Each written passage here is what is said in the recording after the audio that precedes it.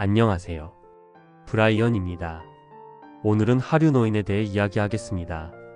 우리보다 앞서 초고령화를 경험하고 있는 일본에서는 하류 노인이 증가하고 있습니다. 하류 노인이란 생활보호기준 정도의 소득으로 생활하는 고령자를 말합니다.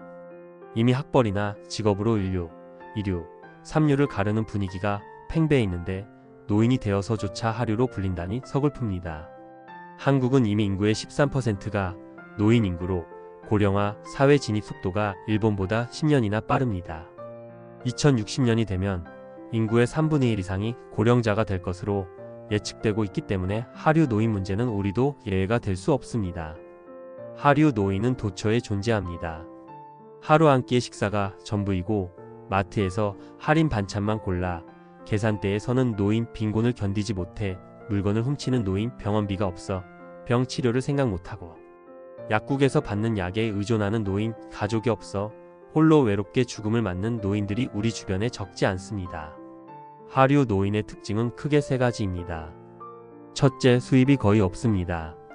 그들은 생활보호 수준이거나 그보다 조금 나은 상황입니다. 그러다 보니 제대로 된 식사를 할 수 없고 충분한 의료나 요양을 받을 수 없습니다. 둘째는 충분한 저축이 없다는 점입니다.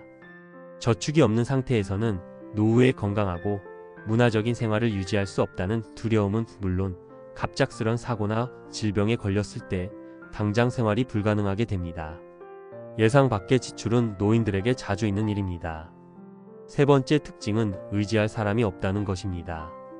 누구나 상상하는 이상적인 고령자의 삶은 아들, 손자와 같이 살면서 일상적인 대화를 나누고 서로 의지하며 지내는 것입니다.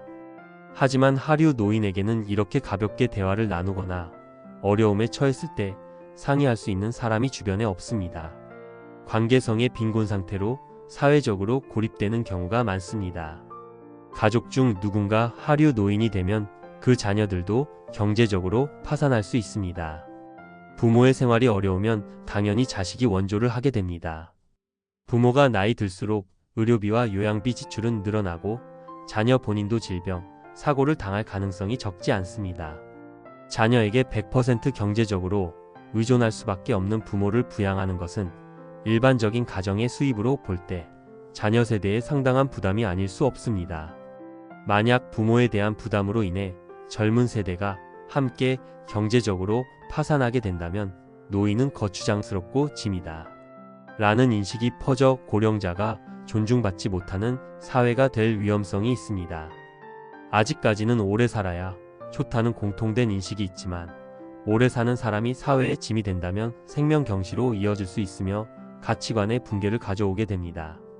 이렇게 고령자가 존중받지 못하는 사회에서는 젊은 세대가 자신의 장래나 노후에 희망을 가질 리 없습니다. 하류 노인이 되지 않기 위해 절약하는 생활을 할 것이고 차나 집을 사지 않고 소박하며 금욕적인 생활을 하게 됩니다. 젊은 층의 혐소비 현상은 자신의 장래에 대한 불안에서 비롯된 것입니다.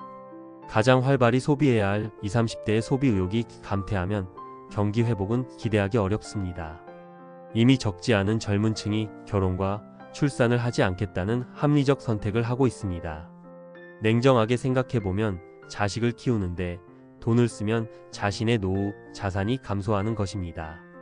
과거처럼 자녀에게 노후를 의지하기 어렵다고 본다면 앞으로 결혼과 출산을 포기하는 젊은 층은 증가할 수밖에 없습니다. 하류 노인 문제와 노후의 생활 불안이 저출산을 부추기는 셈입니다. 누구나 하류 노인이 될 수 있습니다. 고령기에는 상상 이상으로 질병에 걸리기 쉽고 암 같은 예기치 못한 병이 발견되기도 합니다. 점점 많은 의료비와 간병비, 요양비가 필요하게 됩니다. 질병에는 장사가 없습니다. 따라서 노후의 생활 설계는 건강이 전제가 되어야 합니다. 또 60, 70대까지 건강했다고 하더라도 노후 수명이 늘어나면서 70, 80대 이후도 대비해야 합니다. 고령기가 장기화되면서 고액의 의료비는 물론 생활비의 지출이 더욱 증가합니다. 아무리 노후의 생활 설계를 잘해도 수명이 늘면서 어딘가가 병에 걸리고 사고를 당할 확률이 크게 늘어납니다. 가장 무서운 것은 치매입니다. 치매에 걸리면 노후 계획 자체가 망가질 수도 있습니다.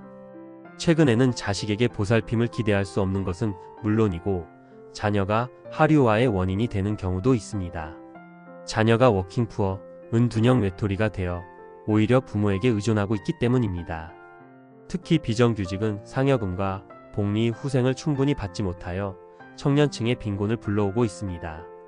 어쩔 수 없이 부모와 동거하며 부족한 생활비를 부모가 저금이나 연금으로 대주는 일도 늘고 있습니다. 부모에게 의존하지 않으면 자립할 수 없는 청년층의 증가는 하류 노인 증가의 또 다른 원인입니다. 얼마 전 일본에서 개봉한 영화 플랜 75에는 청년층의 경제적 부담을 줄이기 위해 정부가 75세 이상 노인의 죽음을 적극 지원하는 정책이 등장합니다. 비록 영화의 한 장면이지만 과연 사람 목숨의 가치를 사회에 도움이 되느냐 안 되느냐로 판단할 수 있는지 생각하게 합니다. 하류 노인 문제 해결을 위해 사회 안전망을 강화하는 것이 필요하지만 고령자에 대한 대책만으로는 결코 해결할 수 없습니다. 우리 사회가 청년층에 대한 고용 대책과 비정규직의 노동 환경 개선에 진지하게 임하지 않는다면 앞으로 하류 노인이 될 우려가 있는 고령자를 만들어낼 수 있기 때문입니다. 누구나 늙고 노인이 됩니다. 하류 노인 문제를 개인의 책임으로 생각하는 것은 바람직하지 않습니다. 하류 노인을 자신의 일로 생각하는 의식을 갖는 것부터 시작해야 합니다. 하류 노인을 만들어내는 것은 국가이고 사회 구조입니다. 그 가족만의 문제가 아닙니다.